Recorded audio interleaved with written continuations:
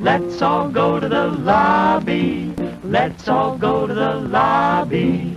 Let's all go to the lobby to get ourselves a treat. It's just things to eat. The popcorn can't be beat. The sparkling drinks are just dandy. The chocolate bars and the candies. Bluebeard is a 1944 film. It gets approximately 5.9 on IMDb. It also has a runtime of 1 hour and 12 minutes, starring John Carradine, who claims this to be one of his favorite films of all time. There is a murder on the loose in Paris, and there's a warning sign throughout the streets telling the women to beware as somebody is strangling the women. The gentleman's name is known and goes only by Bluebeard. So everybody in the town's kind of freaking out, trying to figure out what's happening. Now, unbeknownst to the situation, these girls decide to go out, of course, and go to this puppet show to see this puppeteer named Gaston, someone that they've recently got to know, who puts on a huge puppeteer show for the whole city. They still, despite there being a killer on the loose, they decide to go see this show.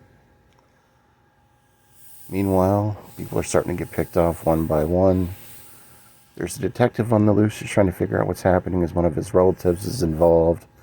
There's also a crooked art dealer involved, so they're trying to figure out what's happening. Who is Bluebeard? Who is this art dealer? Who is the real killer here? Is it Gaston? Who is it? I'm not going to tell you because you have to see the film to have cops looking like, basically dressed up like Captain Crunch, which I thought was hilarious in the film. Guess that's how they do things in Paris in the 40s. But overall, this one was very fun. It was entertaining. A lot of dialogue. The strangled scenes are kind of funny, but also they kind of cut some of them out. You didn't really see a whole lot to be afraid of. But again, this is the 40s. I have appreciation for these movies for more or less the dialogue, not the gore. You can see that in some of my other reviews if you're really looking for that. But the strangulation scenes, they are what probably freaked people out the most back in that time. But overall, we're going to give this movie a 3.5 on the Boglin scale. Let me know if you've seen Bluebeard and give me your thoughts on Bluebeard, as this is a John Carradine special. He loved this film. He loved making this film.